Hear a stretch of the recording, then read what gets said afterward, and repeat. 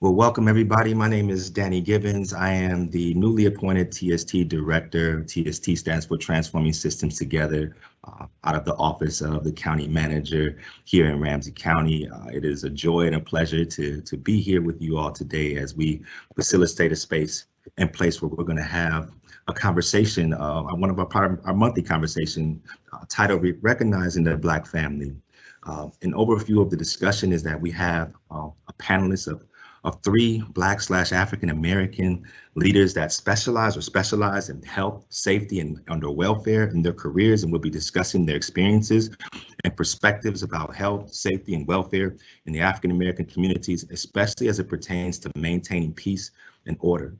Again, I want to mention to you all that the theme for this month that we are discussing for Black History Month is recognizing the Black family. And before we get started, I'm going to take time to have brief introduction from our panelists to just introduce themselves and their connections and to describe their connection to the work in the community. We have panelist Joel Franklin, who is the Executive Director of the Community Ambassadors program or project that's happening in the community. We have retired Sergeant Melvin Carter Jr., an elder from the community who has joined us as well. And we are blessed with the expertise and presence of our sister, Dr. Pritchett. And so I'm going to jump in and ask that, can we have Joel Franklin, the Director of Community Ambassadors Initiative, go first? Thank you all so much. My name is Joel Franklin. I'm the Executive Director of the Community Ambassadors Initiative. I was born and raised on the south side of Chicago. Actually moved to St. Paul to go to law school. While in law school, I clerked for Ramsey County Judge Ed Wilson. And as an attorney, I've been both a prosecutor and a defense attorney. I'm past president of the state NAACP, and I was chair of the Legal Redress Committee for the St. Paul NAACP. Now, I got a little burnt out from practicing law, so now I'm the executive director of the Community Ambassadors, which is an organization that started about 7 years ago, working with young people, trying to keep them out of the criminal justice system. We have youth workers working out in the community, engaging young people, providing them resources and directing them to resources, helping them with jobs, homelessness, and chemical dependency. So at this point, yeah, my commitment in the community is to keep our young people out of the community, out of the criminal justice system. Thank you. Thank you so much for your work and your presentation of your work, Director Franklin. Next, we're going to move to, it's on you now, Elder Sergeant Melvin Carter Jr. Well, I'm out of the sergeant business, but thank you for the respect and the kindness. Well, you know, now I'm the husband of Tony Carter. I imported her from Cleveland. She came here on a college full scholarship academic at 16 years old to Carleton College, which is kind of the Harvard of the North. So I married up, but also I have 3 children who are grown. I have 2 beautiful daughters who I'm very appreciative of and I respect very much. And my name is Melvin Carter, and many of you may know my son. And so I'm in the grandpappy business, and I was a cop for 30 years. I think one of the uniquenesses of my situation was that I policed in the same area where I grew up, and I stayed there and I lived there all the time, which is the original definition of policing. You know, community policing. If it's not community policing, it's not policing at all. It's military occupation. You know, and police officers need to be from the community and of the community because we know the families, we know the topography, we know the language, we know the culture. So when I show up at a place where somebody's running from me, the last thing on my mind is to shoot at them. I've never shot at anybody. You know, I'd be like, I'll meet you at home. I'm telling your mom and dad, you know, and that's what policing originally was. And that's kind of how I started evolving. And I noticed back early on that the law enforcement and criminal justice was targeting African American males specifically. And I made a conscientious decision, and my claim to fame is I wrote this book. Let me give my book a plug. It's called Diesel Heart. And in it, you know, there's one statement about when I saw that the police officers and the the prosecutors were playing the stats game. They were qualifying and justifying themselves by arrests and convictions. Well, arrests and convictions of who? What are you talking about? Me and my babies? Because them babies are me and I am them. You know. And so I'll stop right now and pass the baton. Thank you so much, Elder, for your work and your contribution to this space. And just FYI, I'm still waiting on my book. Moving right along, I want to welcome Dr. Dominique Pritchett to just take a couple minutes and introduce yourself and your connection to the work. Good afternoon, everyone. So as you said, my name is Dr. Dominique Pritchett. I am the CEO and Clinical Director at Beloved Wellness Center. We are a private mental health and wellness clinic in Kenosha, Wisconsin. So I am not too far from y'all and not as cold as y'all. So not too far from Minnesota. But at my practice, I believe in creating and curating experiences, not just treatment, but experiences for Black and Brown families.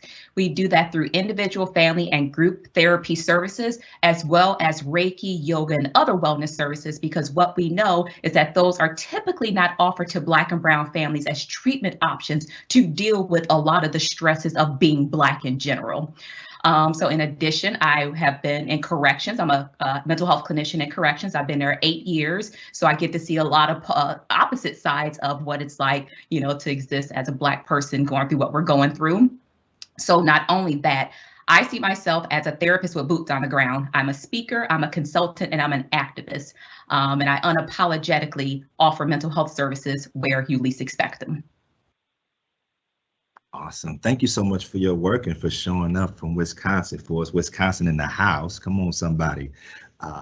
So I want to jump right into some questions that we got for you all. I mean, we've got an august lineup of presenters and panelists here. So my first question, before I jump into that, I want to instruct the audience, our listening audience and our viewing audience, to put any questions that you may have in the Q&A box for a Q&A session after question one. And so jumping right into the questions for our panelists, can you tell us about the communities you grew up in? Did you generally feel healthy, safe, and well when you left your house? Why or why not? And I know that some of you have kind of spoken to this already, but if you would be so kind to answer that question, I'll repeat it one more time for you all. Can you tell us about the communities you grew up in? And did you generally feel healthy, safe, and well when you left your house? Why or why not? Any one of our panelists can go. Okay, I'll swan dive on in here. You know, I was born on Rondo, and Rondo was a safe haven for us. Rondo was the Black community, which is now ransacked and divided and destroyed by the freeway. But it was generally the African American community. We called ourselves Negroes back in them days, but it was a little narrow strip of land, like maybe a half a mile wide between Lexington and like down there by Marion. Not much more than that, but there was, at the risk of overstating a reality, I want to make this point: there was absolutely no gun violence at all. We felt safe, you know. And when we would loan a cup of sugar and coffee, and people come over and borrow your vacuum cleaner and stuff, you know. And I was give you this little snippet. You know, I wasn't big for my age. I lived right on Rondo. Rondo was a busy thoroughfare, and one day I asked my dad, could I cross the street? But I was older than I looked. And so the proper way to cross the street, you had to go down the corner, look both ways, and cross the street. So I was going by the manual. And I was edging out in the street, and I come back and go back and look for safety. And a car full of drunk Black people drove up. You see the brown paper bags hanging out the window, and you hear the music blasted. And they said, "Get out the street," you know. And then they drove on off the street, and I'm sitting there trying to, hey, but my dad said I can go, you know. What I'm saying is that everybody looked out for each other. And if I may steal a line from Russell Ballinger, and it's true, we left our doors open all night in case somebody needed to come in. And I felt safe. And then when I tried to assassin a dog, they'd say, you know, I'd go way down the other end and try to act like nobody knew me. And somebody said, "Ain't you Billy's boy?" Man, talk about shutting up fast. You know what I'm saying? So that's all I got to say for now. Thank you so much, Mr. Carter. Anyone else want to jump in on that? I'll jump in. So I grew up in Waukegan, Illinois, and it was a very different version than the stories my grandma told me. They talked about Market Street, where it was almost like a small Black Wall Street, where you saw Black families getting together, selling their crops, handmade goods. So I never got to experience that version. So I grew up there. However, most of my life, I was homeless off and on to the day I turned 18. So I was birthed into traumatic experiences, traumatic environments. And not only until the day I turned 18, but within that time, I didn't feel safe in my home nor the communities I went in. One of my areas of specialty are trauma and colorism. I didn't feel safe as a Black woman because I was too light-skinned for the community, and I was too smart and Black to fit anywhere else. So my sense of safety came with many layers: the psychological safety, the colorism safety, as well as the own trauma within my community and household. And when I love the title of this program, The Talk. People didn't talk about mental health. So my sense of safety was so complex that it really didn't start hitting me until I got to college and went to my first session of therapy and said, there's a name to go with this mess. So, and which is why I became a therapist. So that's kind of my 30-second version of how I grew up, but all of those experiences prepared me for today. Powerful, my sister. Thank you for sharing. Brother Joe, you want to hop in and talk to us, please? Thank you, Brother Danny. Like I said, I grew up on the south side of Chicago, and I'll be honest with you, when I left the house, I did not feel safe. Definitely during high school. I went to a college prep high school, but it was in one of the worst neighborhoods in Chicago, the Inglewood neighborhood that you hear the record number of shootings and killings. So I had to maneuver through the gangster disciples to get to school. The people that lived in that area didn't like us because we had to take a test to get in that school, and most of them didn't go to that school. So if you didn't travel in numbers, you were going to be jumped or attacked. So I didn't feel safe due to the gang, but also didn't feel safe, to be honest with Chicago police. They were profiled. They would stop you for no reasons if you're just hanging out with your friends. Some of the officers, they wouldn't even arrest you. They just take the young man into the alley, kick their butt, and then let them go. So I experienced that. So to be honest with you, when I first moved to Minnesota, didn't like the police, didn't trust the police. I'll be honest with you, that sort of changed when I was working with clerking for Judge Wilson, and Judge Wilson was doing some work with Sergeant Carter. So Sergeant Carter is actually one of the first police officers I got to know and like. My first legal job was as a prosecutor. So that also changed my view about police. That's when I really started to realize and humanize the police, that not all of them are bad, not all of them thump you and then let you go. So they were good and bad police officers, just like they're good and bad lawyers and good and bad judges. So to be honest with you, I did not feel safe from the gangs in the community. I did not feel safe from the police in the community in Chicago. Thank you so much, Director Franklin. I too, share that sentiment with you that Mr. Carter was the first law enforcement personnel that I've ever trusted in my life. So I appreciate you identifying that point. Jumping right in, I want to move us along as we talk, so really passionate about the title of this month's theme, recognizing the Black family, and as Sister Dominique had mentioned, the talk. Have any of you on this panel had to have the talk with anyone in your community? And for those of us in the audience who are not familiar with the talk, during the talk, I explained the dangers that we as Black, Brown, and Indigenous, and those community members who have been impacted the most by the disparities, face from authority figures due to racism. So again, to restate the question for our panelists, have you had to have the talk with anyone in your community? And I want to ask Dr. Pritchett to jump in with an answer first, please. Definitely. We had the talk growing up, as a girl. I felt like my brothers got more of the attention with the talk because of the disparities of what it's like for Black men. But we definitely had the talk when it came to authority, whether it was police figures or even social workers.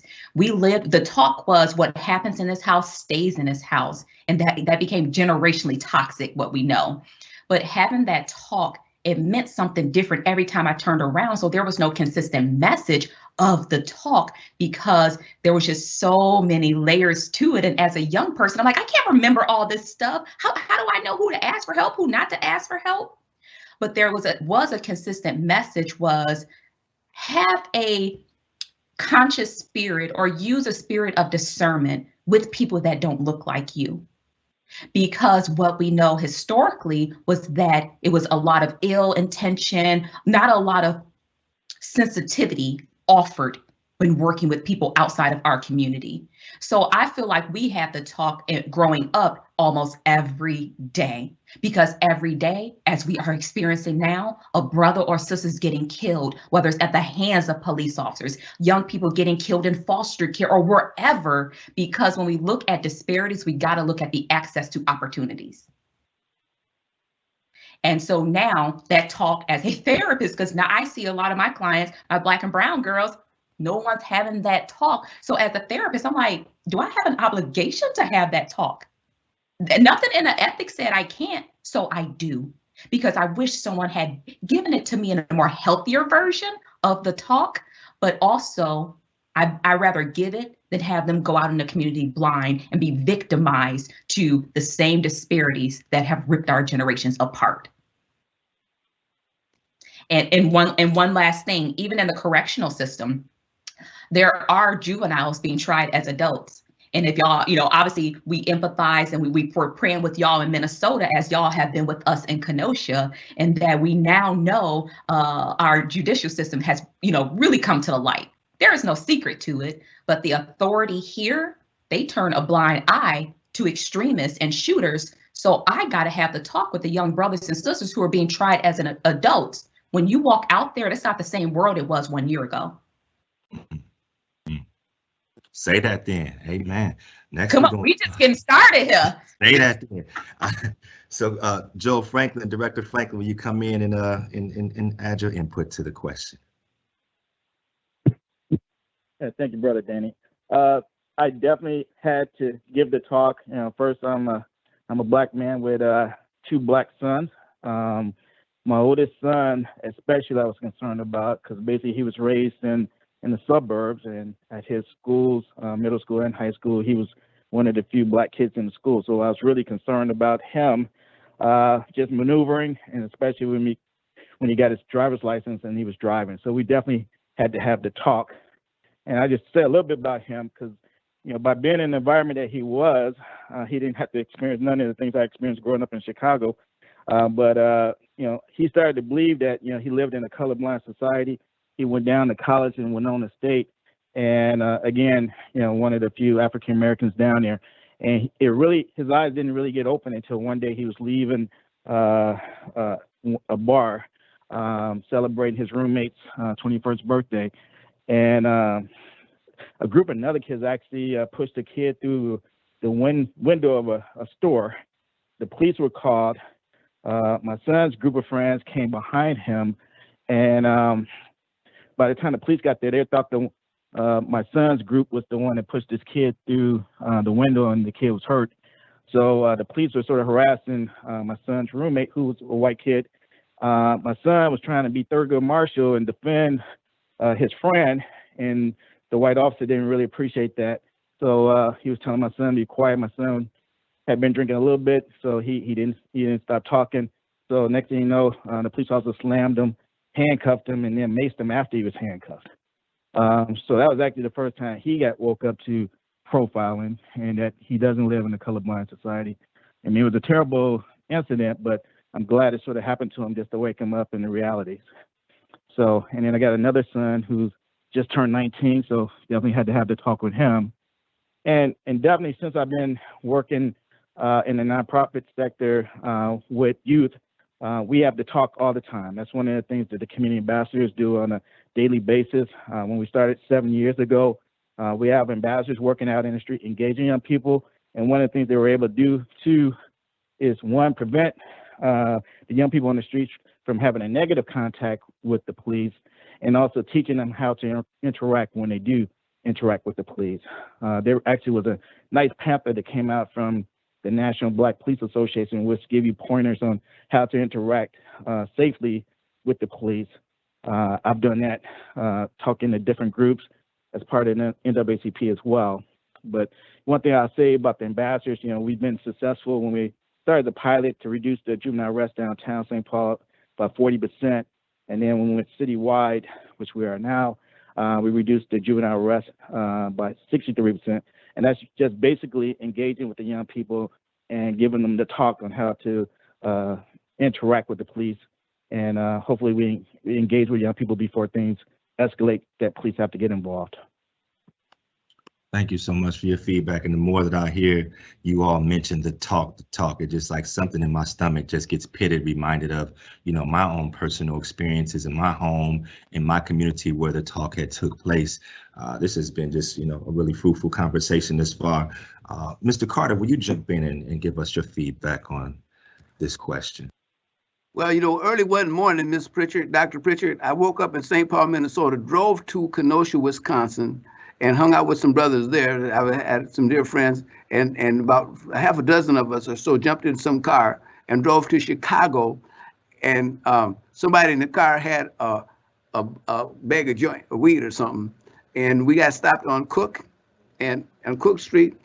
I think Cook, and I got arrested, and I spent like 4 hours in jail at gunpoint. I couldn't believe it, and they roughed me up and they took my little old $15, and which was, in 1970, $15, was a piece of money. And I was in jail for 4 hours. And I was rehabilitated on site. Jail and I just didn't make it. I say that to say that I really can't count the times I was arrested growing up, because I looked like somebody or something like that. And maybe I did something, too. But I was the only cop that ever was actually shot at and arrested at gunpoint, as far as I knew, sitting in the police academy. The only reason I got in the police academy was because somebody had sued the city and they had to hire some blacks, And so we have the talk, the concept of the talk. The talks is what I do. I have a little piece of organization called Save Our Sons. Mr. Danny was our lead presenter. As soon as he got out of his incarceration rehabilitation thing, and we're still carrying that ball. But when you say the talk, I believe it's the talks. And I think it's the browbeating. That's what I do. One of the things that is missing oftentimes is, the come in here, son, shut the door, sit down and listen.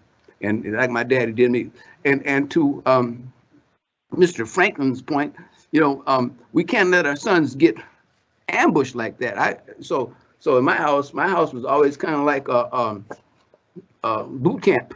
My wife would have a tug of war, because she'd be wanting to raise them, academically, and I'm for that. But also, there's lessons that black males don't get to learn. You can't go out and make a fatal mistake and go, you'll learn once you destroy your life, And so here's one of the books that I wrote. Originally, this was called Surviving Police Stops While Black, but they wouldn't let me get into the juvenile detention because it was too specifically for black people, and so I changed the name to call it Surviving Police Stops with Dignity. And see, police stops are a trap. It's a powder keg, and the only people that aren't prepared for it and aren't trained for it are African American males. Now we say that there's a lot of good cops, and I do agree that most good cops are good cops. But there's some chauvins out there, and those that there's some bloodthirsty killmongers out there, and we don't know who they are. So if I got stopped 5 times, one of them's probably a chauvin. May well be. We don't know until we know. So one of the things I think we need to teach them and condition them to think, not tell them what to think, but how to think. So here's I give them a plan A, a plan B, and a plan C, and with goals and objectives, and they can make their own process out of it. But we need to train them to how to think. And one of the things as a cop I've seen, Mr. Franklin, is young men playing street lawyer, and I discourage that in here. I mean, win the fight. When you win, because you're outgunned, you're out everything. You're surrounded. You ain't got no helicopters, and you're out ammo. And so we need to teach them to think and teach them to survive. And and to command respect, make respect mandatory. And so we talk about that in here. And so I rest my case for the time being. Yeah, Mr. Danny, can I say one more thing? Please.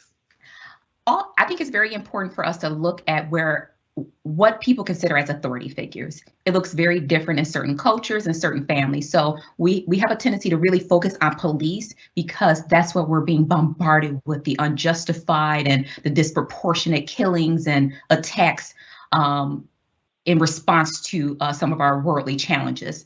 When I think about some of the young people I work with in our school districts, keep in mind police officers are there as well. So they're not driving down the street in a car, or they may not be walking in their neighborhood and get profiled, but we have police officers, which is a whole nother conversation up in the schools, as we have police officers responding to mental health crises in the community.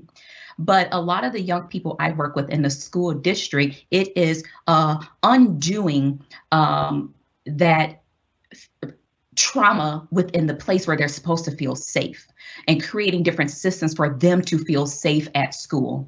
In Kenosha, I created we're in our beta phase right now. I created the first ever mental wellness program for Black girls because my goal is to challenge the amount of Black girls that's being pushed out by school officials and police officers through expulsion rates and suspensions. So when we talk about having that talk, how can I have a talk if I'm not even in the school to put in play the skills you taught me because they didn't suspend me because I look like I'm a threat? You know, so having that talk requires, I agree with my brother up there, it requires teaching of how to respond in a way that's going to keep you safe, and that's within your control. So I am doing that by challenging policies. I am challenging procedures. They're up for elections. You best believe I am all up in your Facebook Lives, at every one of your little coffee pop-ups. What is your plan to address this? Because it's just like eradicating racism. This ain't our fight. It's another person's fight. Right. That's right. Come on, sister. Now I want to jump in here. I want to first let folks know that where you can get Mr. Carter's books is on Save Our Sons. SaveOurSonsMN.com is where you can obtain his books, the Diesel Heart, as well as Surviving Police Stops with Dignity. I hope I said that title right. And then there's another one, Dismantling Gun Violence. I mean, we just need to have a ticker at the bottom, Mr. Carter, that just has all of your books just flowing through, and whatever else the rest of the staff on the call have. I want to ask some feedback from my personal standpoint. Just we're looking at, I definitely grew up in a household raised by, an amazing Black woman, a single mother, doing some amazing work. And I won't put the stereotypical strong Black woman on that, because I think that does more harm than help.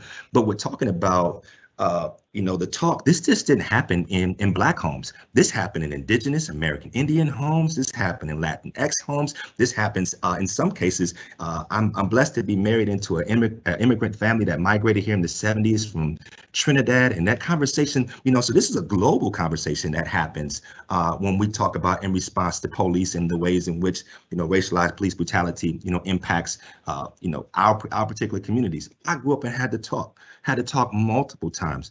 What I saw about the talk, though, is that oftentimes it was, there was a gender imbalance in the talk. The boys in the family were often the ones that were just, pounded in and drove. And then and I think about how, not that it could have prevented, but I think about the talks that needed to have to the Sandra Blands of our households, right? And I think about what that means. Now I want to also insert in this at this point in time when we start talking, when we speak of the talk, is that I know the talk frontwards, backwards, up and down. I can recite it with my eyes closed. And I think that the talk in some respects puts us at a disadvantage for the uncertain, right? After we have fulfilled, we followed through a plan A, plan B, plan C, right? And I don't know what all you have written in the book, Mr. Carter, but when we've done everything that's within our power, we're left to hope that those civil servants on the receiving end of our negotiation possess that same capacity for dignity, within themselves. And that's what we see, this challenge that rises up around this. So I really appreciate being able to identify that along the way. And I can appreciate also, I think that we haven't mentioned a piece where, again, the Black law enforcement officers in my community, Mr. Carter being one of them growing up, also had the talk with us, about, hey, I know Mr. Carter's definitely ran me off the block a couple times, and it would be remiss of me to not share that the times he said, hey, the next shift that's coming on isn't as forgiving, isn't as gracious, right? And so being able to, see how that has been reinforced across the entirety of the community. At this point, I want to jump in, and there was a question that came up in the Q&A that said, what do you think that white citizens who want to eliminate systemic racism, who may have a cerebral understanding of systemic racism, but do not have to experience it, what is the most important thing they can do other than speaking up to correct the misinformation that systemic racism does not exist? Any one of you can jump in and answer this. And the question is also in the chat box for our panelists. Yep, it's a lengthy question. I'm reviewing the question. Okay, thank you. That's right, Brother Danny. I'm calling in. Could you read the question once again for me? I'll read it again for you. So it's a two-part question. It says, what do you think that white citizens who want to eliminate systemic racism, who may have a cerebral understanding of systemic racism, but do not have the experience, have not experienced it, what is the most important thing they can do other than speaking up to correct or challenge the misinformation that systemic racism does not exist? So what more could our white allies and siblings do? Okay, so typically I would respond to that, and that's a great question. Thank you for whoever answered it. That's very brave of you. I would answer it two ways. What do you think white citizens can do to eliminate systemic racism? When the death of George Floyd happened, a lot of people ask me that question. What can I do? What can I do? I always say, by you asking me that question, you are contributing to the burden that I have to carry. So to ask that question means, what have you done with your own research? So the internet is endless. So I would say start right there. Is don't ask the next Black person, what can you do to, and I get it's a group format, but if you are, taking that approach, asking a Black person, well, what can I do? That plays a part for us into the white savior. I have to save you from your own discomfort of giving you an answer. I know that's very raw, but that is a real perspective of being asked that question. But for the sake of education and for this group, I love that you identified of speaking up, not just speaking up, but holding individuals accountable. There are certain tables not a lot of people are privy to sit at that are holding kind of the majority or the power. So use your privilege to the best of your advantage to eradicate and start bringing down some of those ivory towers that plays into systemic, institutional racism. So use what you got for the greater good. Very short, condensed response. We can talk about this for days, but also don't allow yourself to say, but you have not experienced it. You know it exists. Are you looking for it now? Thank you so much. Thank you so much. Any other panelists that wanted to take a shot at that? Yeah, this is Joel Franklin. So as a member of NAACP, I would definitely encourage anyone, not just white individuals, to join and contribute to organizations that are fighting systemic racism. Just doesn't have to be the NAACP, but any organization that's doing that. I've been involved in a lot of different organizations in the state of Minnesota and Ramsey County that are trying to do criminal justice reform, from the JDI, Juvenile Detention Alternative Initiative, to other initiatives.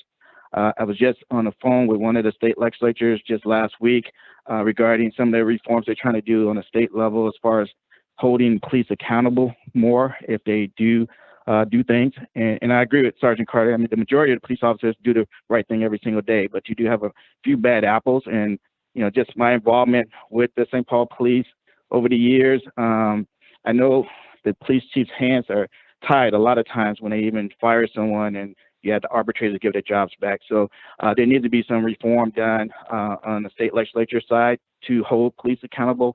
In addition to even some of the investigations, I mean, I don't think a police department should investigate itself or prosecute itself. It should be some outside investigator. So some of those things need to be changed if we're going to be able to hold police accountable more. Thank you so much. Thank you so much.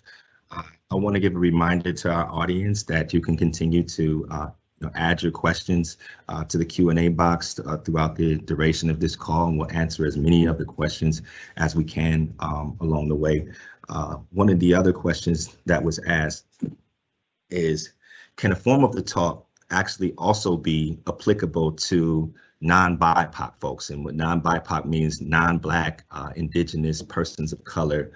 It says that Dr. Pritchett mentioned that at times they had to provide the talk. Is there any toolkits out there or guide? Dr. Pritchett, you want to jump in?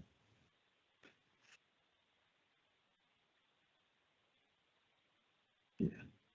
Still on mute, my sister. Okay, thank you. So a few screens have popped up. Technology, goodness.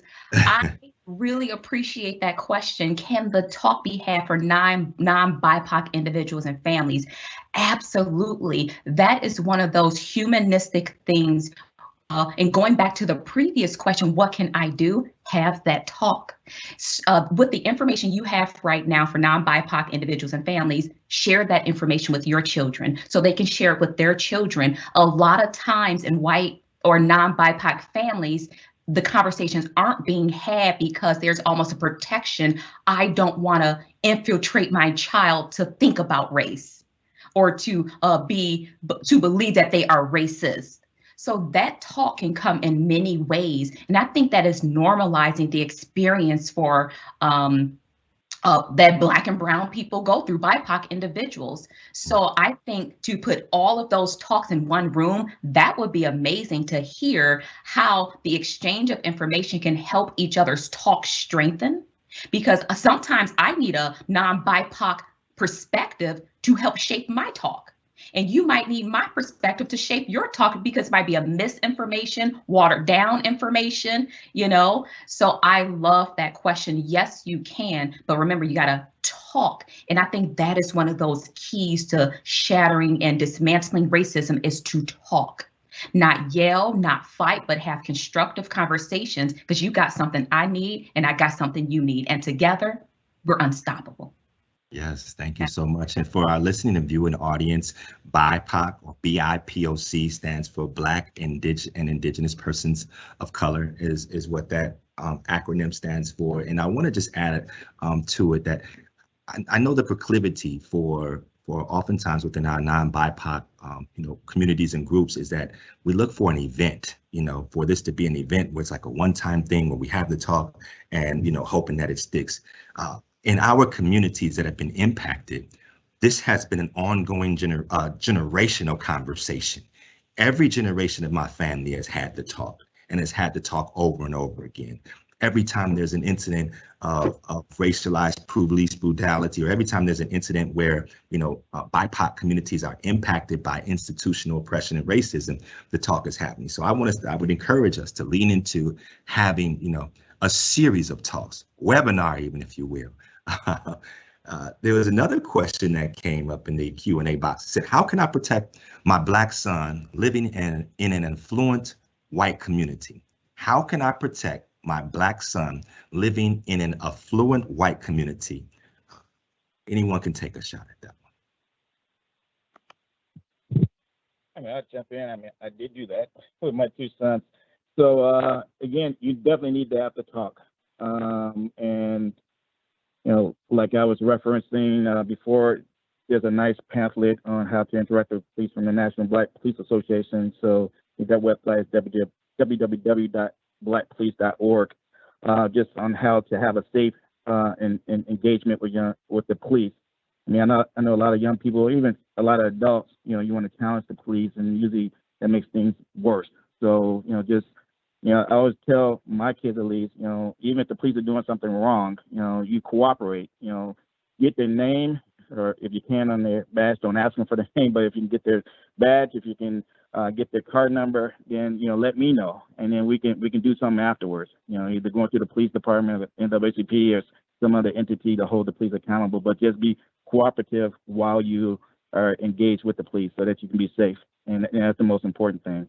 But it's a lot of nice tips on, making sure your hands are clean by the police and all that in this pamphlet. So it's usually what I share with young people when I do talks about the talk. Thank you, Director Joel. Mr. Carter, will you jump in? I seen you took your mic off mute. Yeah, I did. I want to state my credentials, because I got a degree in policing stuff, and I spent about 4 years as an internal affairs investigator, which meant that I've been to special training and I've investigated police officers.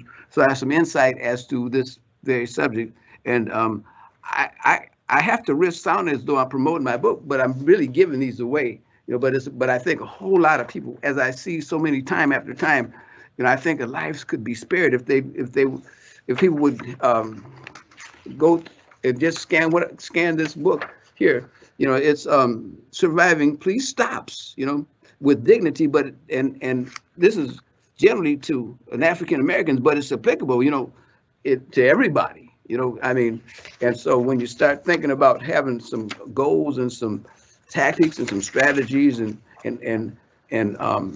some objectives, in everything, I think it's helpful. But I think that it's consistent across the board to think through the whole process and prepare your child before he goes out, because he knows he's black, and we know the story. There's a probability that you're going to get stopped for situations that nobody else is going to get stopped. So it's best to have your stuff there. Your ID and registration or insurance card, whatever you need in the first place, and try to have it ready before the cops get there. Don't try not to be digging for stuff and in the dark, turn on your head or your overlight, because cops are watching your hands like hawks. And generally speaking, oftentimes officers just want to get through the stop like you do.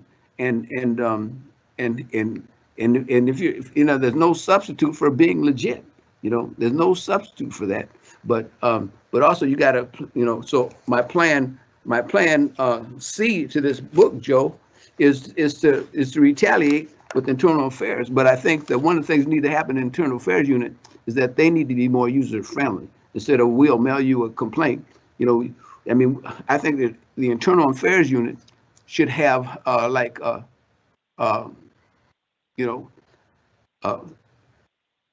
helpful process of inspecting the service. So if it was a cash paying customer, would the customer come back? That kind of integrity. And walk them through the process. So anyway, though, I think that it's in summing up. I think that it's we need to train our children to for the inevitability of being stopped by police officers, and how to get through it, and when to retaliate. And that ain't to say you got to get out in the car and kiss their butt, but avoid a confrontational situation to the best of your ability, and command respect, and create a situation where where respect for you is mandatory, necessary. May I jump in? Please. Okay. And what I love about these questions and all of our backgrounds is that we're processing them differently based on our experiences and where we're coming from. When I hear the word protect, typically we want to defend or guard, but I look at the word protect as equipped or strengthen people's resiliency capacity, that thick skin to know you can make it through something. I have, and I know it might sound long, but 7 quick things. Y'all can see I talk fast when I'm excited about my people and this topic. So one thing, equipping yourself. We know everything's technology. I can say, Siri, I don't want to say it because she might call my grandma during our talk, but equip your child with knowing one phone number, yours or somebody else's. Know one phone number, because if your phone gets confiscated, then what are you going to do? 2, Be nosy with your kids. Don't be helicopters of your kids, but be nosy. Check social medias, because we know there's a lot of bullying that happens in the background. And the question was, Black son lived in an affluent area. Y'all know, I'm gonna talk about my girls too. So be nosy, but don't be a helicopter. 3, increase opportunities to engage, let your children engage in developmental appropriate experiences, study groups, movies. You can't protect your Black and brown children from the white community because you're afraid of what they might be exposed to. Let them be exposed to it, and you get to demonstrate how you can cope through it. 4, and help them develop preventative and reactionary coping skills when it comes to if they're triggered. Oh, this person called me an N-word. Okay, what are we gonna do about that? We're not gonna stay there too long. 5, what are the red flags and red signs to know when you're not welcome somewhere? Okay. And 6, identify areas where they can be more resilient.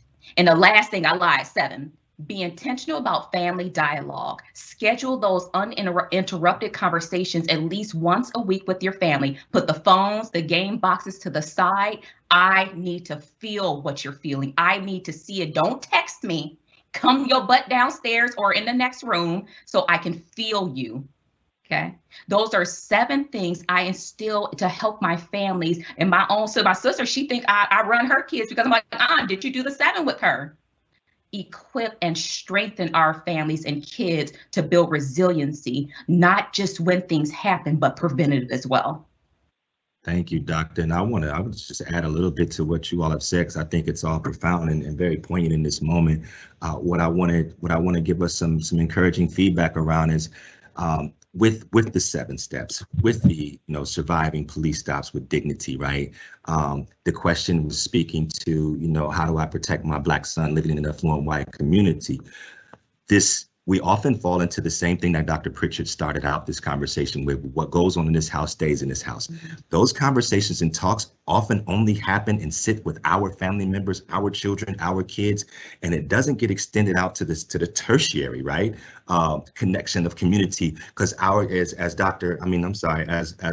Director Frankl had spoke of, his son was in an affluent, white community, going to school, doing his work, and had, I'm making the assumption here that there were white friends that were part of his group, and we're not having that conversation also, with the counterparts that live in the community. So I encourage us around that.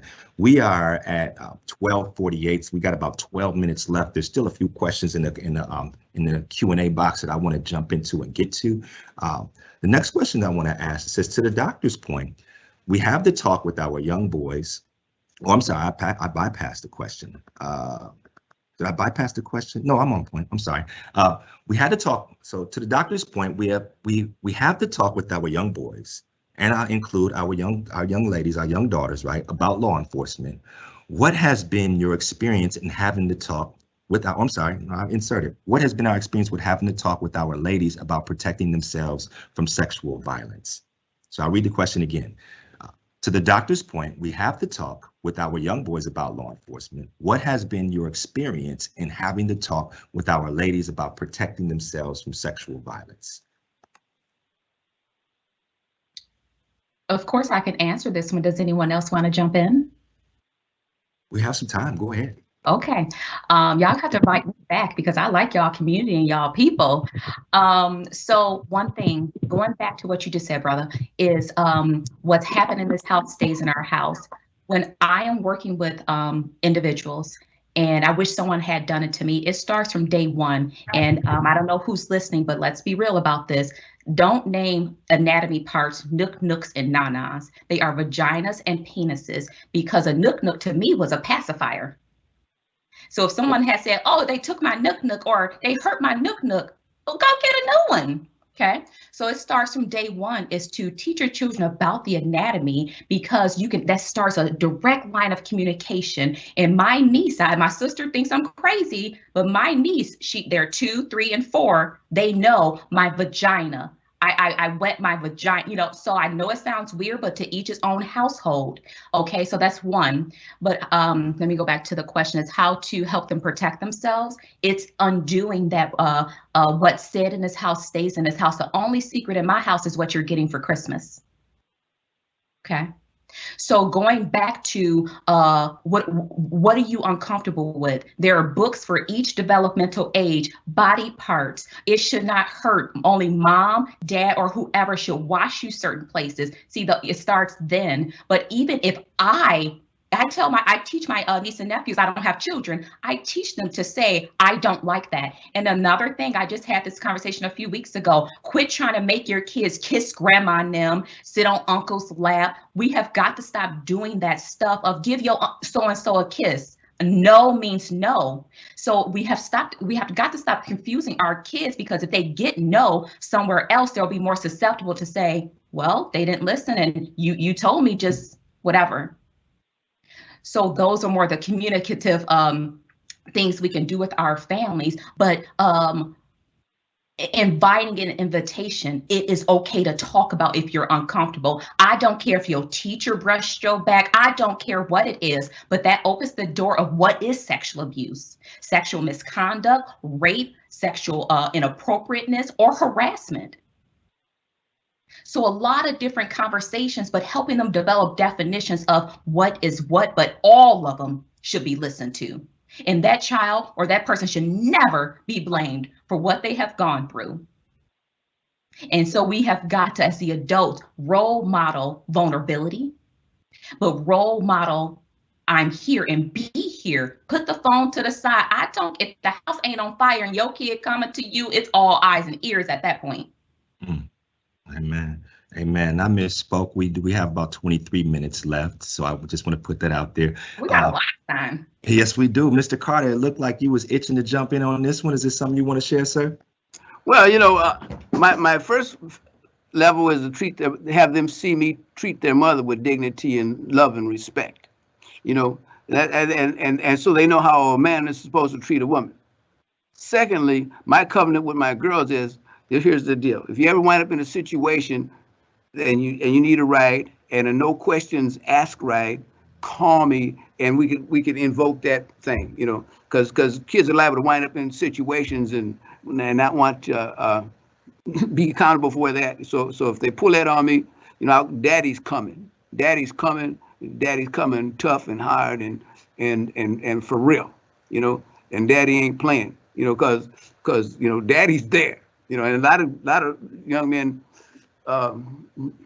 they knock on my door, come on in, what you want to talk about? Where you want to go, man? Let's go to the store. You want to play some ping pong? But outside of that, I had my girls repeat after me, get your filthy hands off of me. I made them repeat that after me with an accentuation on each word every time, a different word every time. Get your or get your filthy, and so I had them practice that, and it would be a family joking thing, but it's not funny. But I thank God my girls are safe and they've got wonderful husbands that cherish them and respect them, and that's my response to that question. If I can have 5 seconds to add something else, and I promise I'm gonna let the brother on the phone jump in if he needs to. Also, we have to normalize it for boys too. We have a lot of individuals who are non-binary, who are trans or whatever. It's not a spiritual thing, it's a humanity thing to me. And so also being mindful that a lot of the clients I serve, and maybe they grew up in a religious household and all of that, to talk about those things are not easy. So we got to check what we believe so that we don't create roadblocks for our children to want to come through. But yes, boys are sexually abused as well, often underreported and typically more heinous than girls. You took some of the words out of my mouth, Doctor. I was just sincere in all transparency. I'm a survivor of childhood sexual trauma, and exactly what you shared. Oftentimes, when we start talking about the talks that happen in the constellations of our family homes, right?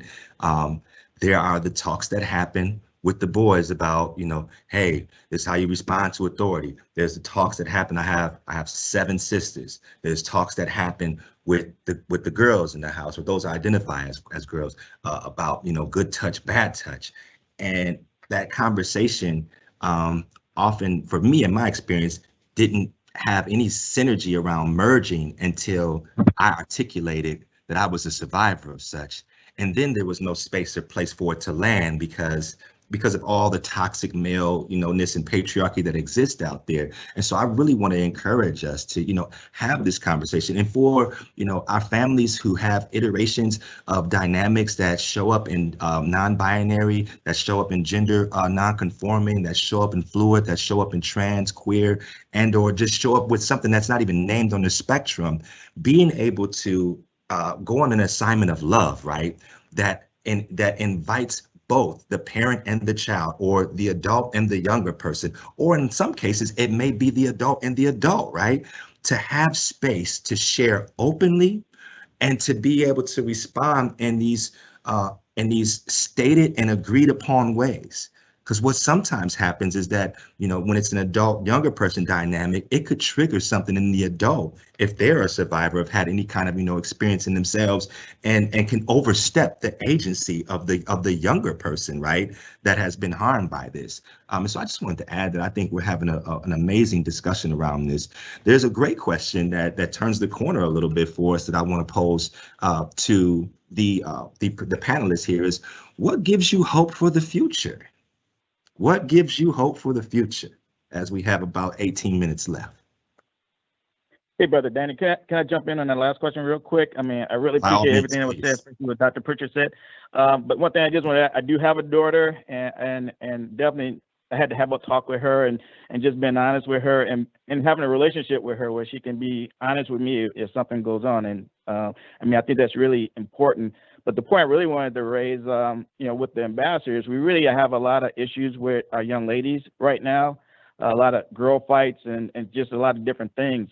And as my female ambassadors build relationships with the young people, especially downtown St. Paul, when they build that relationship and the young lady is starting to trust them, we're starting to hear a lot of sexual abuse going on. So not a lot of young people have someone at home they can talk to. So that's one of the good things that our ambassadors are able to do, become that mentor, become that mother figure, that father figure that they don't have at home. So that's greatly needed as a whole for these young people to have someone they can go to and get the right information and get the help that they need to deal with what they went through. Thank you so much for that, Director Franklin. And since we still have you on the line here, why don't you jump in and give us your perspective on what gives you hope for the future? Well, what gives me hope for the future? I mean, as I work with young people now, we got some really, really sharp individuals. I mean, sharp young people. They're smart, they're energetic. So that gives me hope. And then when I look at my staff, my staff are really dedicated to trying to help these young people to become all they can be. So that's what gives me hope. I mean, I see the future is bright as long as we support these young people, and then the individuals are really trying to help them to become what they can be in life.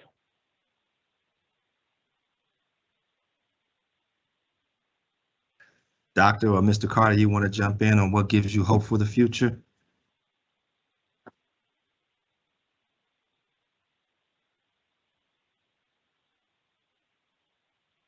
You're on mute, Elder. You're on mute, Elder.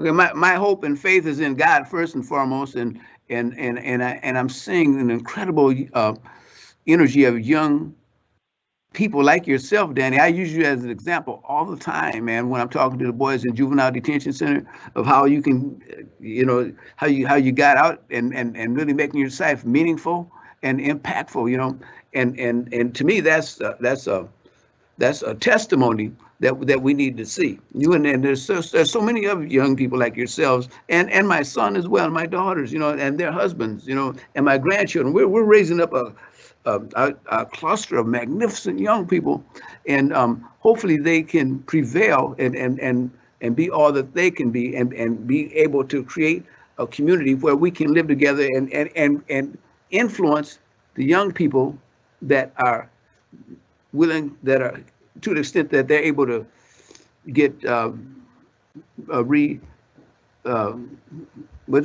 call when you get out of prison and do good? Supposedly rehabilitation. Rehabilitate, that's the word I'm looking for, and bring them into a culture where this gun violence and this madness is obsolete. You know, because I started out telling you that originally in the Rondo community, there was zero um, fatal violence, you know, and because that's not us, you know, and I think we can return to that once we realize that, hey, man, we come from a culture, we come from a history of kings and queens and scientists and doctors, and we're not killers, you know. That's our culture. We were priests and priestess in the beginning, and I think there's some hope in returning to that. Thank you, Elder. Doctor, you want to jump in? Sure. So much gives me hope. One of my favorite authors is Viktor Frankl. He was a psychiatrist and a professional back in Hitler times when there was genocide. And he wasn't on Hitler's side. He was more of a victim.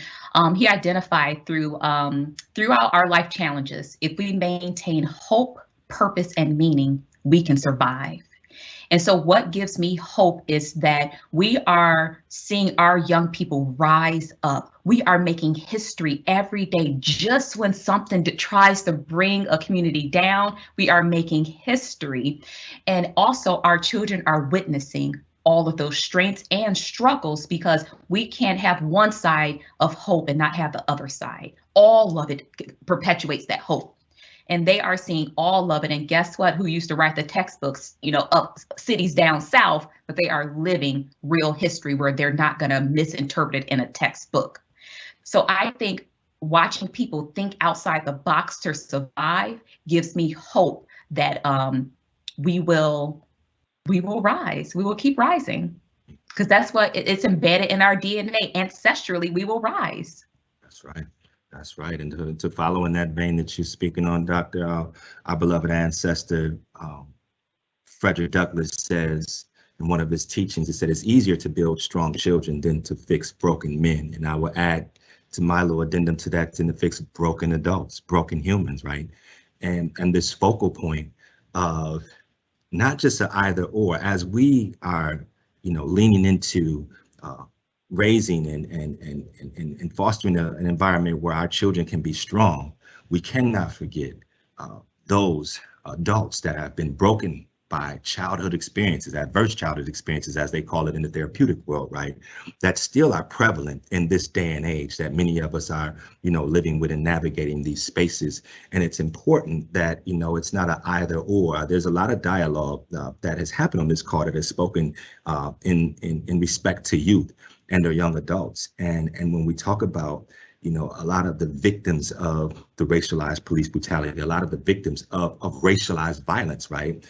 The data shows that it's you know, it's a population that oftentimes isn't, you know, caught, or not caught, but lifted up. So you have the average age is, I want to say, somewhere between like 24 and 32 around it. Don't quote me, but it is kind of this perspective of we're missing you know, an entire genre of our community that is in need of that. In our last 11 minutes that we have was, I believe, 2 questions in the chat box. And one of the questions, I believe we've already kind of delved into and answered a little bit. I'm going to put it out there just for respect to the viewer who posed this question. It says, is there an ideal age for adults to have the talk with youth? Is it ever too early? And are they ever too young for us to expect them to process that information? I'm going to restate it because I know my brother's on the call. It says, is there an ideal age for adults to have the talk with youth? Is it ever too early? And are they ever too young for us to expect them to process that information? Brother Joe, you want to take a shot at that one?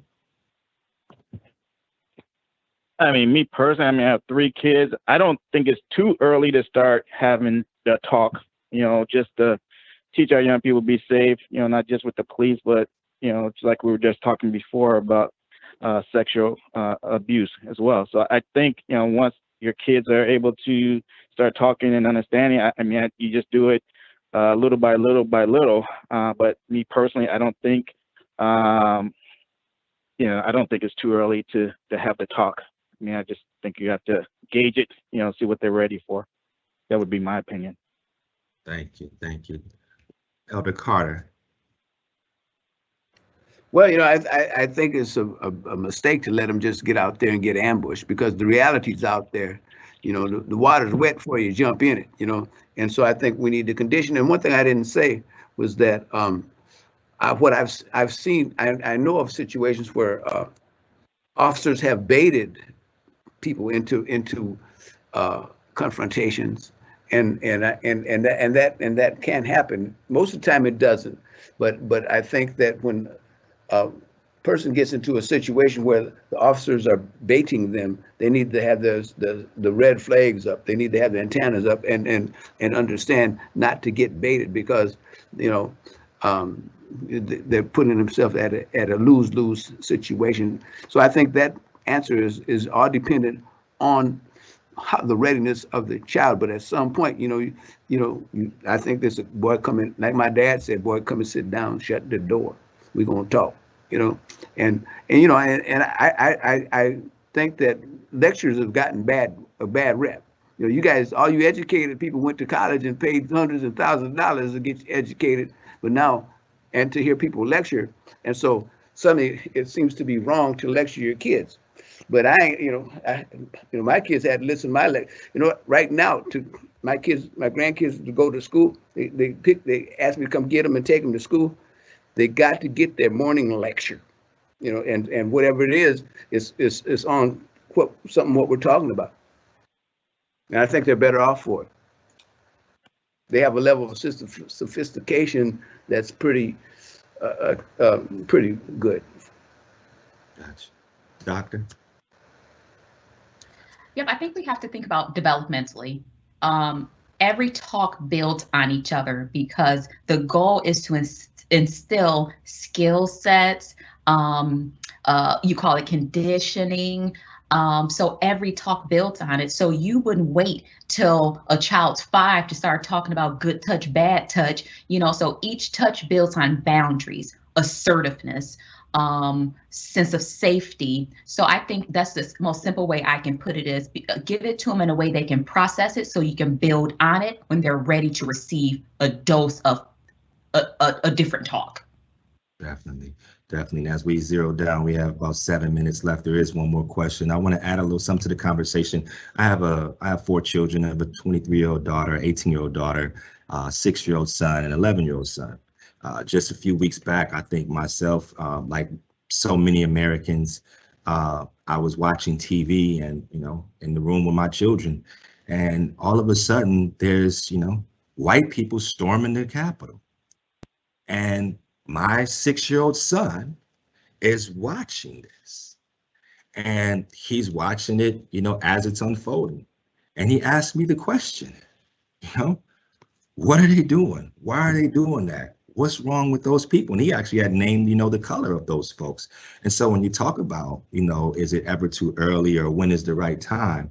I think that we're living in a day and age and time where if you are not ready as a parent, as a caregiver, as a guardian, as a role model, auntie, uncle, a friend, coach, right? Concerned community member, the conversation is right now. It's not tomorrow, it's right now, and it's every day. In closing, I talked too much. There's now 6 minutes. The final question I want to pose to our 3 panelists, and I'll give you 2 minutes to answer. What question do you wish you had been asked when you have been in situations where you felt isolated, attacked, misunderstood? I'm going to ask the question again. What question do you wish you had been asked when you have been in situations where you felt isolated, attacked, misunderstood? We'll jump in with Dr. Pritchett. Okay. I'm actually going to put a spin on that question, because I like to think outside the box. I wish someone would, twofold. Initially, don't ask me nothing. Let me be present, because sometimes we have a tendency to project our discomfort, our anxiety onto people. So it's 1,000 questions. Hold the space. That is what I love about being a therapist. Let me just hold the space. So sometimes no question. It's good at times, but if I wish someone had asked me a question was, what's wrong with you? Not what's wrong with you, why you got an attitude, but what happened? Even as an adult, for people that's dating or whatever, invite your partner to ask what happened. Ask your children, what happened? not why you walking around here to take the garbage out, you know? So just being mindful that if you are aware that something happened, what happened? Thank you, thank you, thank you. Mr. Carter. The question that comes to my mind is a request, is to help me to understand. Help me to understand what you're saying. Help me to comprehend what you really mean. I know you cussed at me. I know you cussed me out. You know, I know you. I know there's something going on, but I'm first seeking understanding, and that's my request. You know, what do you mean? What do you mean, blankety blank UMF? You know, what do you really mean? You know, I mean, how can we get to? Do I owe you an apology? Do I owe you some money? Do I just need to leave? You know, and I guess that's my question. Director Franklin. I mean, I guess the only thing that really comes to my mind when I hear that question is just thinking, you know, the times I've been in meetings and I was considered the angry black man. And I think again, it's just because individuals don't know what's driving that. You know, what have I been through to make me so adamant about whatever issue we're discussing in a meeting. And it's the same thing with the young people. Usually when the young people are acting out and we're saying, okay, why they been disrupted, why they fighting, why they cursing out their teacher, it's usually always something underneath there. So if you can try to figure out what's underneath there, then you can resolve what's going on and then calm them down and at least have a better understanding of why they feel the way they do and why they react in the way they are. My mama was here. She'll say, I ask the questions in this house. But I've been blessed to have some of the shared experience that my sister, Dr. Pritchett, talks about. I have a passion for the therapeutic, practice and study of engaging our community. I'm an Adlerian at heart, and one of the things that I speak of often when we talk about it is empowering our youth, our young adults, our children, right, with agency to ask questions. Right, we get to a space and place of discovery, and in that way. And as I practice that with my own children, I struggle with the trauma that comes up of being questioned as a parent, right? But nonetheless, it's one of those things where we empower and give agency. I won't belabor too much of the point. At this time, I want to thank our wonderful group of panelists, Dr. Pritchett, Elder Melvin Carter Jr., and my brother, Director Joel Franklin, just for your time, your attention, your presence, your energy, your commitment to the work, with or without a panel to speak your mind, with or without an audience to pat you on the back and give accolades. I'm a fond believer of the saying that says true greatness needs no applause to exist, but I'm going to take some time out to give you all a virtual applause for your work and the greatness that you have demonstrated. Please, for our virtual audience and our listening audience, if you're looking to engage in more of this type of discussion and upcoming events that you can see or experience, please go to engagesaintpaul.org, where we will also post it in the, it's also going to be posted in the Q&A field for those who are viewing. But again, engagesaintpaul.org is where you can find more information about upcoming events like this and more topics that we're discussing. In this last final minute, I just want to say again, thank you all for attending. It is my hope, it is my prayer and intentionality that you not only sit with this information, but that you carry this information into your heart spaces and that you deconstruct some of the narratives that rose up for you. Don't ignore the ways in which your body has been speaking to you. Some of us may have tight shoulders. Some of us may have TMJ. Some of us have palms, sweaty palms. I mean, our body is reacting to the ways in which we carry the narratives that we've discussed today. Please do not ignore that. Reach out to any of the panelists if you would like to know more and discuss more. And I just want to thank you all for attending and joining. This now concludes the Black History Month, the Talk panel. Thank you for attending. I'm Danny Gibbons. Blessings to you all.